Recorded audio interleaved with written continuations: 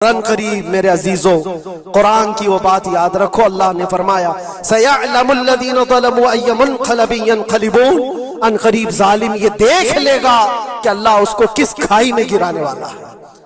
کیا ابرہا بہت سارے منصوبے بنا کر کعبہ ڈھانے نہیں آیا تھا؟ اللہ نے ابابیل چڑیوں سے اس کو ہلاک کیا تھا، فرعون کو پانی سے غرق کر دیا تھا، نمرود کو مچھر سے ہلاک کر دیا تھا۔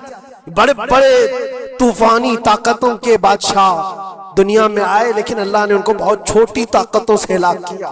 لوگ آج یہ مقابلہ کمپیریزن کرتے ہوئے بیٹھے رہتے ہیں، ایک طرف ایران ہے، ایک طرف غزہ ہے، ایک طرف سپر پاور حکومتیں ہیں۔ یہ سارے کمپیریزن دنیا کے ہو سکتے ہیں، لیکن رب تبارک و تعالیٰ کی بادشاہت اور اس کی سلطنت جب انتقام پر آ جائے تو پھر میرے عزیزوں کسی ملک کی بھی ضرورت نہیں، صرف ہواؤں سے مولا تعالیٰ طاقتوں کو ختم فرما دیتا۔ دنیا میں پھیلے ہوئے ایک کورونا کو تم قابو میں نہیں کر پا رہے تھے، ایک چھوٹا سا کیڑا ہوگا، ایک بیکٹیریا ہوگا جس کو کنٹرول میں نہ لا سکے اور کروڑوں موتیں ہو گئی۔ کون تھا یہ؟ موتوں پر کنٹرول تمہارے پاس کیوں نہیں آیا؟ سپر پاور طاقتیں بے بس نہیں تھی؟ 2 سال پہلے نہیں دیکھا آپ نے؟ اور رب تبارک و تعالیٰ جب چاہے تو یہ پکڑ ظالموں کے ساتھ فرمائے گا۔ آج کے دور میں دعائیں بھی یہ کرو اور انجام کا انتظار بھی کرو۔ یہ تمہارا بھی امتحان ہے میرے عزیزوں، جو آگ پڑوس میں لگی ہے اس کی چنگاریاں تمہارے گھر کو بھی جلا سکتی ہیں۔ اپنے برے اعمال سے توبہ کرو، اللہ کے غضب سے ڈرو کہ اس کی پکڑ نہ آئے۔ مجھے بتاؤ، آتنکواد کا راگ الاپنے والے ان باتوں کو کیا کہیں گے؟ انسانیت اگر کہیں ہے تو اس کا تصور تو کرو۔ کسی کے فنڈامنٹل رائٹس ہوتے ہیں، بیسک رائٹس ہوتے ہیں، کھانا پینا، یہ اس کا انسانی حق ہے۔ دشمنی تم سے جن کی ہے ان کے ساتھ مقابلہ کرو، عام شہریوں کے ساتھ نہیں۔ مخبر صادق رسول اکرم صلی اللہ تعالی علیہ وسلم کی تعلیمات دیکھو، جہاد کو لے کر جو پروپیگنڈا تم پھیلاتے ہو اور ہر چیز کو جہاد کا لفظ دے کر کے ایک ایسا نیریٹو کریٹ کرتے ہو کہ لوگوں کے دماغ میں ایک پروپیگنڈا پھیل جائے۔ آؤ میں سناتا ہوں، رسول پاک صلی اللہ تعالی علیہ وسلم جب صحابہ جہاد میں جاتے تو ان کو کن باتوں کی تلقین کرتے تھے؟ سب سے پہلے مجاہدین صحابہ سے کہتے جس جگہ تم جا رہے ہو مقابلہ تمہارا جن کے ساتھ ہے انہی سے مقابلہ کرنا، جو تمہارے خلاف تلوار اٹھائے اس کے خلاف تم تلوار اٹھاؤ، اور راستوں پر بیٹھے ہوئے بوڑھوں کو ہاتھ نہ لگانا، کسی عورت کے ساتھ چھیڑ چھاڑ نہ ہو۔ بعض دانشوروں نے یہ بھی بتایا اس کو صرف اور صرف ایک کینل بنانا ہے جو دنیا کی ٹریڈنگ پر قبضہ حاصل کرنے کے لیے، جو سوئس کینال ہے ایجپٹ کا، جس سے میڈیٹرینین سی سے لے کر کے گزرتے ہیں، 2 سمندروں کو جوڑنے کے لیے ایک کینل ہے مصر میں، ایجپٹ میں، جہاں سے ایجپٹ ہر گزرنے والے جہاز سے ٹیکس لیتا ہے، ہر گزرنے والے جہاز سے ایک بھاری قیمت لیتا ہے، جس سے ٹریڈنگ پر اثر بھی رہتا ہے۔ اور جب وہ چاہے بند کرے، 2 مرتبہ اس نے بند بھی کیا تھا تاریخ میں 1950 کے وقت۔ اور یہ خواب دیکھتا ہے اسرائیل کہ ہم اپنی ہی جگہ سے ایک کینل بنا لیں تقریباً 300 کلومیٹر، جس کے لیے اس کو غزہ حاصل کرنا بہت ضروری ہے۔ یہ بعض لوگوں کی اپنی تحقیق ہے۔ تو کیا کوئی اپنے مفاد کا حاصل کرنے کے لیے 50,000 لوگوں کا قتل کر سکتا ہے؟ دنیا کو یہ بھیانک چہرہ بھی تو معلوم ہونا چاہیے۔ اگر ان کو کوئی راستہ بنانا ہے تو اس کے لیے انسانیت کا قتل کرنا۔ میں آپ کو ایک بات عرض کیے دیتا ہوں، قرآن پاک نے جو فرمایا وہ حق ہے، 100% حق ہے۔ اللہ نے فرمایا، میں نے خطبے کے بعد جو آیت پڑھی، وَضُرِبَتْ عَلَيْهِمُ الذِّلَّةُ وَالْمَسْكَنَةُ، اللہ فرماتا ہے ان پر ذلت اور غربت لکھ دی گئی ہے۔ کس پر؟ یہودیوں کے متعلق۔ وَبَاءُوا بِغَضَبٍ مِّنَ اللَّهِ، اور اللہ کے غضب میں رہیں گے وہ ہمیشہ۔ آپ سورہ فاتحہ میں پڑھتے ہیں نا، غیر المغضوب علیہم ولا الضالین۔ مغضوب کا مطلب کیا ہے؟ جن پر اللہ کا غضب ہوا، اور وہ یہود قوم ہے۔ قرآن پاک کی میں آپ کو بات بتا رہا ہوں، اور اللہ تعالیٰ فرماتا ہے وجہ کیا ہے؟ ذالک بأنہم کانوا یکفرون بآیات اللہ، وہ اس لیے کہ اللہ کی نشانیوں کو ٹھکراتے، ویقتلون النبیین بغیر حق، اور اللہ کے نبیوں کو ناحق قتل کرتے ہیں۔ اب دنیا کو یہ افسوس ہو رہا ہوگا، جیسے میں نے ابھی بتایا 50,000 لوگوں کا قتل وہاں کر دیا، ایران میں گھس گیا، شام میں گھس گیا، لبنان میں گھس گیا، ہر جگہ مار مار مار اور لوگوں کا قتل۔ میرے عزیزو، یہ تو عام لوگوں کا قتل ہے، اور قرآن یہ کہتا ہے یہ وہ قوم ہے جو اللہ کے نبیوں کو قتل کرتی تھی، اور تاریخ میں ہے تقریباً 10,000 نبیوں کو انہوں نے قتل کیا ہے، 10,000 نبیوں کو انہوں نے قتل کیا ہے، صرف اپنی من مانی بات نہ پائے جانے کی وجہ سے۔ حضرت زکریا علیہ السلام کی بات معلوم ہے، یہ تو بیت المقدس کے متولی تھے، زکریا علیہ السلام بیت المقدس کے امام تھے، جن کا ذکر ہے قرآن پاک میں۔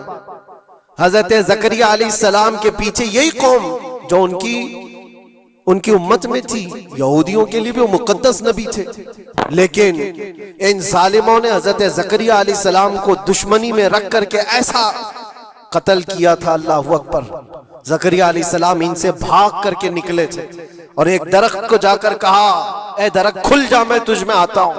درخت کھل گیا، حضرت زکریا علیہ السلام اس میں اندر چلے گئے، درخت پھر بند ہوا، تاریخ میں موجود ہے۔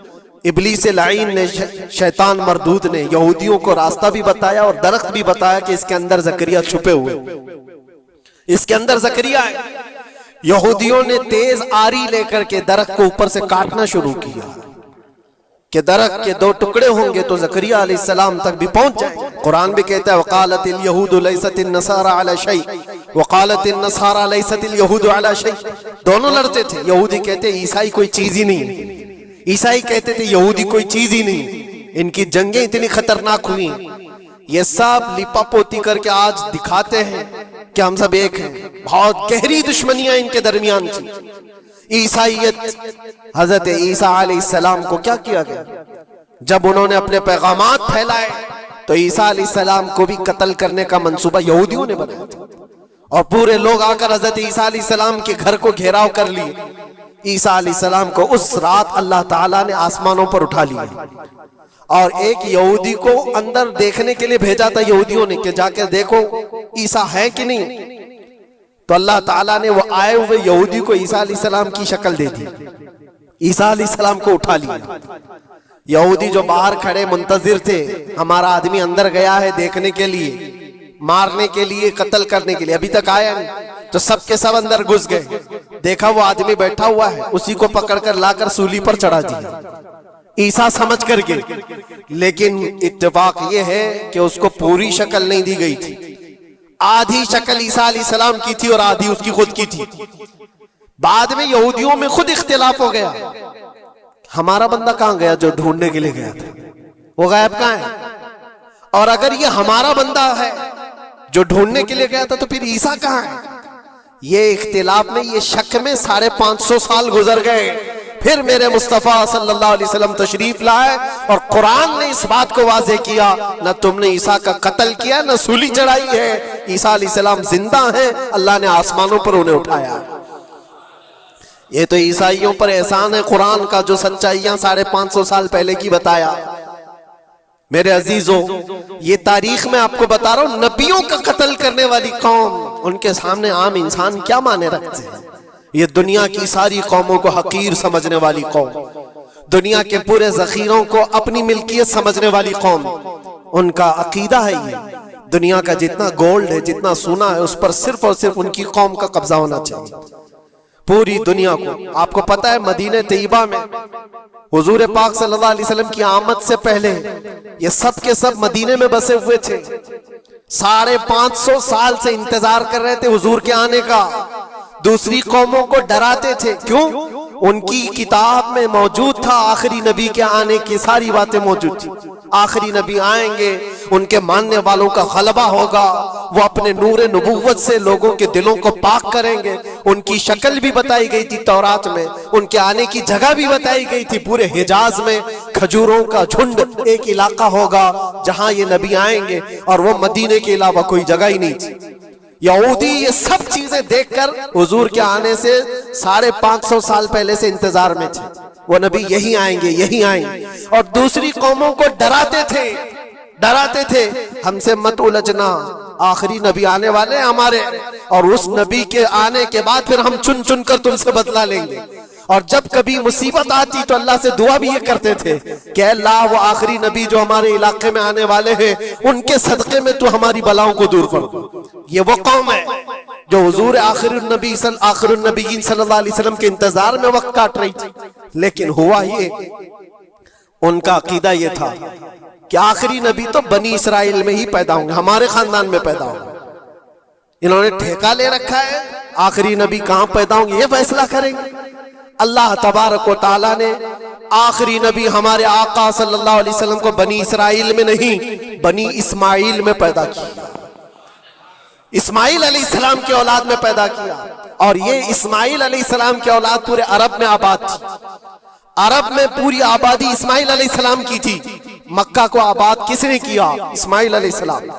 اسماعیل علیہ السلام کی اولاد پورے مکہ میں آس پاس سب علاقوں میں آباد، ساری جتنے بھی نسب ہیں وہ اسماعیل علیہ السلام تک پہنچتے ہیں عرب والوں کی۔ اور یہ یہودی بنی اسرائیل ہے، یعنی یعقوب علیہ السلام کی اولاد میں سے، اور یہ دوسروں کو حقیر جانتے تھے۔ جب تک یہ لوگ عرب میں تھے، مدینے میں تھے، انہوں نے ہر ایک کو حقارت سے دیکھا۔ عربوں سے ان کے تعلقات ایسے نہیں تھے، عام لوگوں سے کہتے ہمارے سے بات کرنے کے قابل نہیں ہیں، سب کو امی کہتے تھے، ان پڑھ، جاہل، ایسے الفاظ سے عربوں کو پکارتے تھے۔ عربوں سے اگر ان کے تعلقات ہوتے بھی تو بڑے بڑے ٹاپ لیڈر جو ہوتے عربوں کے، بس ان سے تعلقات سے، عام لوگوں کو یہ گنتے ہی نہیں، کچرا کہتے تھے۔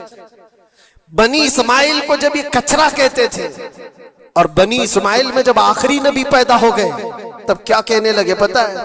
کہتے نہیں، یہ غلط ہو گیا، آخری نبی تو بنی اسرائیل میں پیدا ہونے والے تھے، یہ جبرائیل نے شرارت کیا اور بنی اسماعیل میں جا کر کے نبوت دی تھی۔ کچھ تو یہ کہنے لگے، کچھ تو کہنے لگے وہ ہے ہی نہیں آخری نبی۔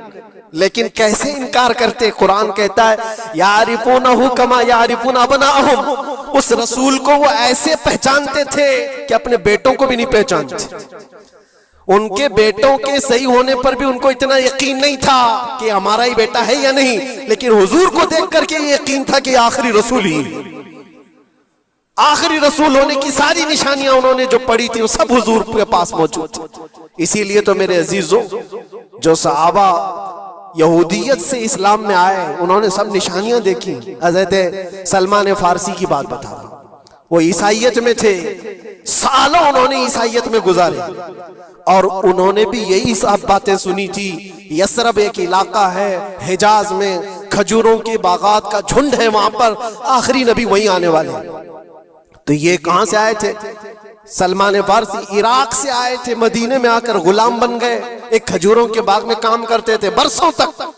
پھر وہ وقت آ گیا جب حضور پاک صلی اللہ تعالی علیہ وسلم مکہ سے ہجرت کر کے مدینے آئے تھے۔ مسجد قباء جہاں ہے وہاں 14 دن تک حضور قیام کیے ہوئے تھے۔ تو وہ باغیچے کا جو مالک ہے، سلمان فارسی کا جو مالک تھا، اس کا بھتیجا آ کر کے خبر دیتا ہے، چاچا سنا ہے کہ نئی خبر؟ یثرب میں ایک شخص آیا ہے مکہ سے، حسین چہرہ ہے، گلابی رنگت ہے، بولتا ہے تو لوگ سب اس کی طرف دیکھتے ہیں، اور وہ کہتا ہے کہ میں اللہ کا آخری رسول ہوں۔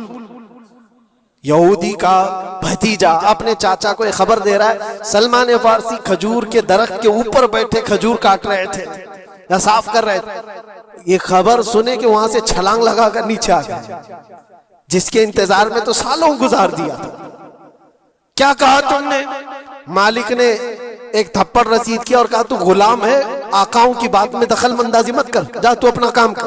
لیکن ان کی بے چینی تھی کہ وہ اگر آخری رسول آ چکے تو میری زندگی کا تو مقصد یہی ہے۔ پھر انہوں نے وقت نکالا دن کا اور حضور پاک صلی اللہ علیہ وسلم کے پاس پہنچ گئے۔ جب رسول کریم صلی اللہ تعالی علیہ وسلم صحابہ کے ساتھ موجود تھے، دیکھیں علامتیں جو انہوں نے پڑھی تھی اپنی کتابوں میں، وہ سب جانچنا بھی چاہتے تھے۔